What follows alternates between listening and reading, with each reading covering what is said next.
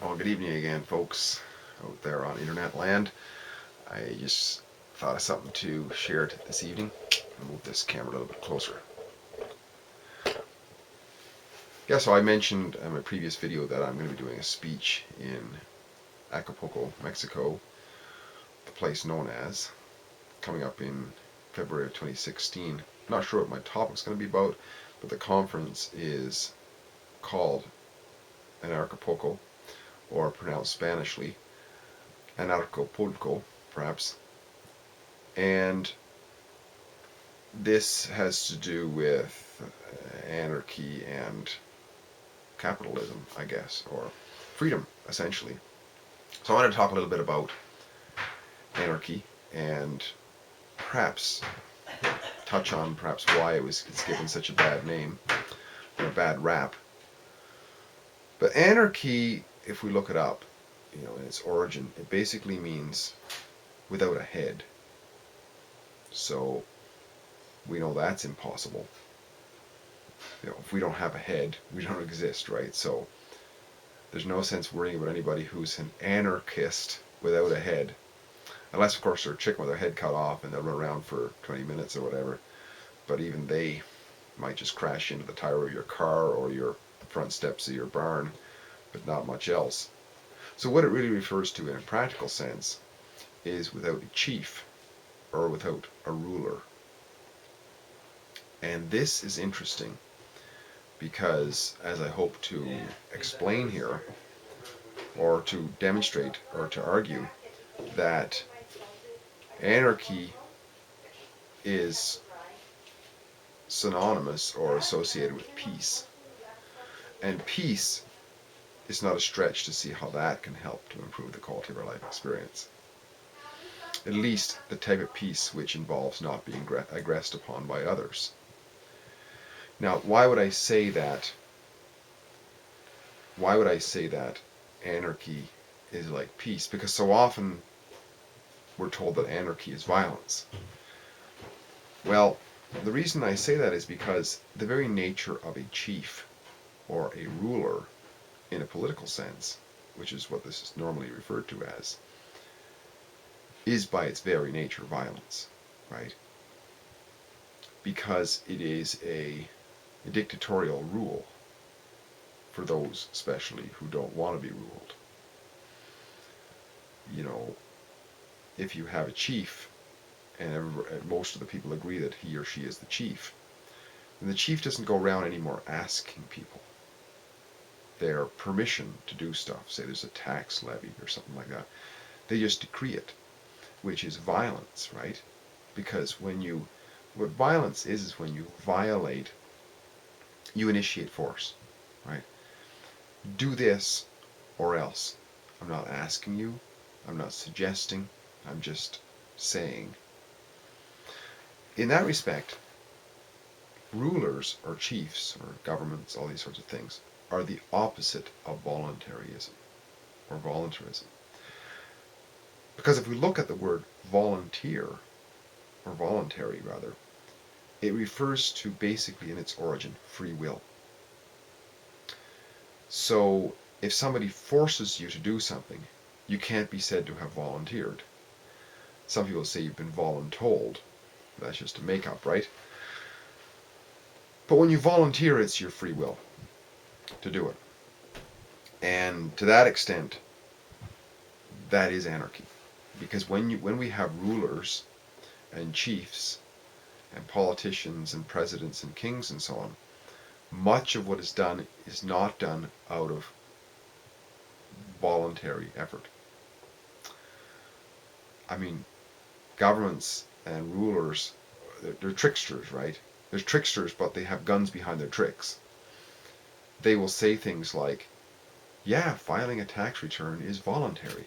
But if you don't, we will put you in a cage. So it's kind of a weird sense of volunteering. It's completely not voluntary. It is the opposite of anarchy. It is violence, right? But when we come back to ruling ourselves, we can no longer be violent. If there is no anarchy, if there is voluntary interaction, there is no violence. Yes, somebody could kill themselves, somebody could damage themselves, but that's not what's meant by violence. Violence is violating another, right? Whatever somebody does to themselves, that's their free will, right? But it's not harming anybody else. Because harming anybody else is ruling them in a way, right? If we aggress upon another, attack another, and we're controlling another or whatever, stealing from another and so on, we are ruling them. We are altering them. That's what ruling is. Ruling is getting somebody to do something or taking something, doing something to them without their permission. That's what ruling is. If it's not, if they want you to do it, then it's not ruling, because they have said so. It's just like, if we go down to the dentist and we say to the dentist, can you please work on my teeth? And the dentist is drilling away on our teeth. Well, we have volunteered to do that, right? But if somebody captures us, holds us down and starts drilling on our teeth, now we are being ruled because somebody's doing stuff to us that we didn't ask for. So anarchy gets rid of that, and there's peace then. Because so long as we're all anarchistic in nature, we no longer violate others. We encourage them to associate with us, we negotiate with them, we do deals with them and so on, but that's different than violence, right? Like I say, you can pay many thousands of dollars to have somebody cut your head open. I know of somebody recently had a brain surgery done, but he decided he was going to get that done. If somebody came along and cut your head open, that's not the same. Same action, it's either there or it isn't. It's either voluntary or it's violence. And that's where this huge distraction, this huge amount of propaganda which has been spread about anarchy is just so bogus. It is so bogus, and up till recently I didn't know the origin of the horrendous attack on the concept of anarchy. The concept of anarchy that's put forward by the mainstream media and politicians is completely the opposite of what anarchy is. What they say is anarchy is all this chaotic violence. But that's not what anarchy is. Anarchy just means no chiefs or no rulers, no heads of anybody else.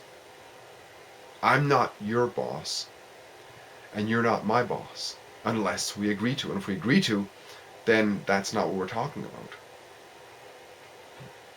So anarchy is an expression of peace. Because what I'm saying is, I don't rule you, you don't rule me, and nobody else rules you or me. That's what anarchy, that's what peace is. Right? Because war is, I'm saying, I want to control you. I don't like something you're doing, and I'm going to take over you or beat you up. And we didn't agree to fight. I mean, if we get in a ring as street fighters or something and kick the shit out of each other, well, we still volunteered. There's no violence there, right? It's the difference. See, violence, that's another thing. A lot of times we get the concept that just, fighting or something like that is violence. It's not violence. Violence means you're violating somebody, right? But if two people decide to get in the ring and fight each other for whatever reason, they're not violating each other because they've agreed to kick each other's heads and asses, right? That's not violating each other.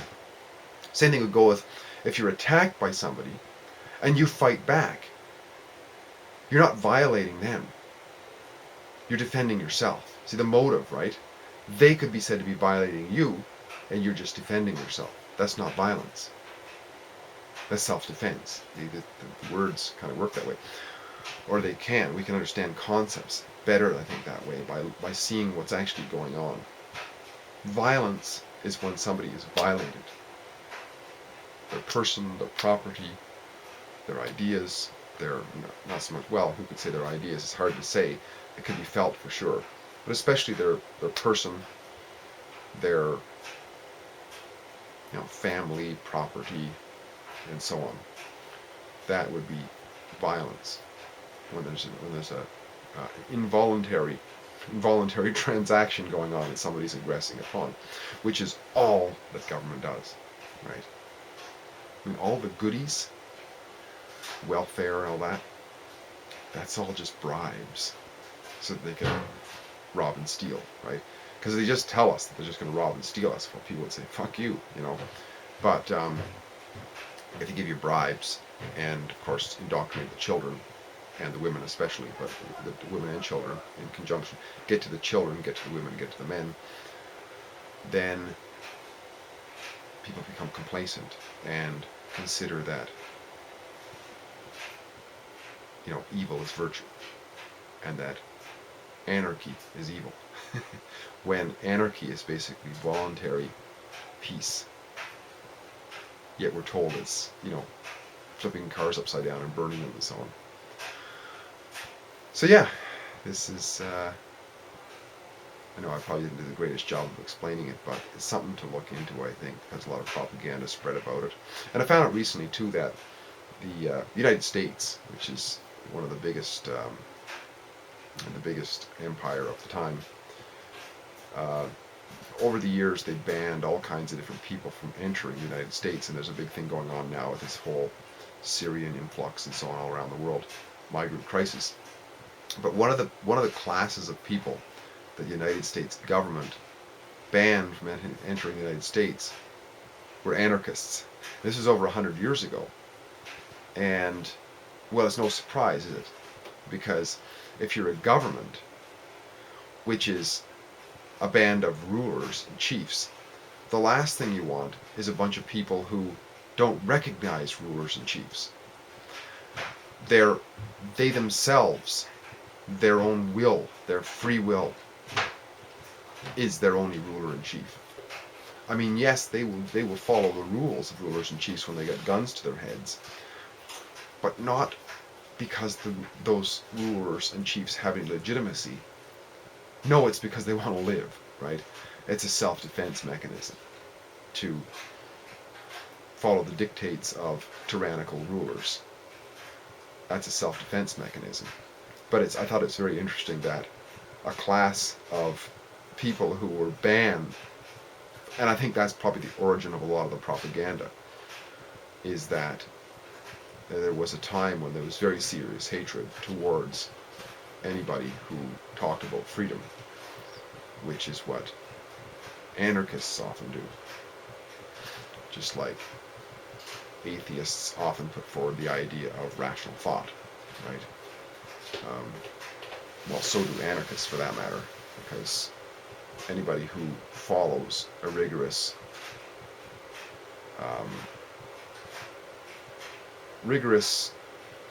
how would I say it, honesty and consistency in logical thought comes to the conclusion that anarchy is the only way to be honest with oneself, because there is a line of questioning to come up with this if we're really open-minded, which is a question that goes like this: who owns me?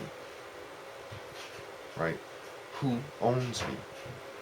Now, I'm talking among other men and women, of course.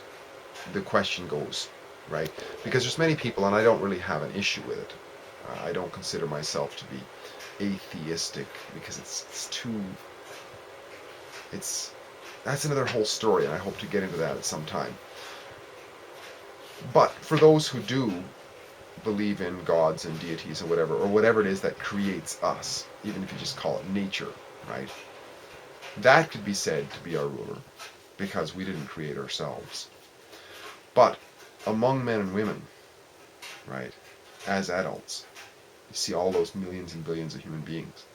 Which one of them owns me? Which one of them owns you? Now, if you believe that the legitimacy, if you believe the legitimacy of rulers in the form of politicians, kings, emirs, chiefs, and other archons, then you must then follow that they own part of you, right? Because if they can say something, and just because they said it, you have to do it, the only way that can happen is if you're owned, right? But if you own yourself, then you realize the only legitimate way that somebody can get you to do something is if you've agreed to do it, right? If you've agreed to buy something from somebody, let's say as an example, and it's $100 down and $100 a month for 12 months, and you've agreed to that, and some sort of a contract between them, and you don't fulfill that, you get 6 months down the road, I'm not going to pay the rest of it. Then they have your consent to rule you. You've given your consent to them to rule you. And that's not really what we're talking about here, because that's a voluntary contract. What we're talking about here is, throughout history, there's been this suspension of virtue when it comes to rulers. And it's like a psychosis that's stuck in our head, so deep that we as human beings, believe that anarchy is violence. When in fact, the very concept of dashing ideas of rulers, people who claim to be owners of us, that we are subject to. Do you understand what I'm saying? Subject to. If you're born in a certain geographical territory and you claim to be a subject of somebody else, called a queen or a king or whatever, or some sort of a fantasy thing like a crown, then to the extent that you believe that, you're a slave. That's what a slave is. A slave is subject. You're subject to the whims and dictates of something else. That is a suspension of free will. That is to say, I don't have a component of my free will. And that is the opposite of anarchy. Because anarchy says we're voluntary. We will volunteer, which means we have free will. And this is how we live. So I think it's important to consider these things and to have another look at the concept of anarchy. By taking off those colored glasses that have been put on us by all the programming, which says that anarchy is violence, which, when we're being told this by a ruling class through all of its minions in government schools and in society that's been indoctrinated and so on, we're being told this. And the sheer fact that we as little children were told a bunch of lies by people is an example of violence. So a system that is violent is telling us that our true nature, which is not wanting to be ruled by others, telling us that our true nature is violence, our anarchistic nature. Wow. That's astounding, and it's something I think that it's important for us to wake up to for our quality of life. Whether we do anything about it or not is irrelevant. The point is to get the idea that what we really want in our everyday lives is voluntary action. We don't want people aggressing upon us. So why do we participate in a system of any kind of governance, of chiefs, rulers, presidents, prime ministers, emirs, emperors, kings, queens? Why do we participate in any of that process if we don't want it done to us by others, and we don't really want to do it to others consciously? We don't go to our neighbor and say, look, just because I said you got to give me money, you got to give me money. Or you have to follow all these rules because I said so. We wouldn't do that. We wouldn't want our neighbors to do that. Well, then why do we do it when it comes to anybody else?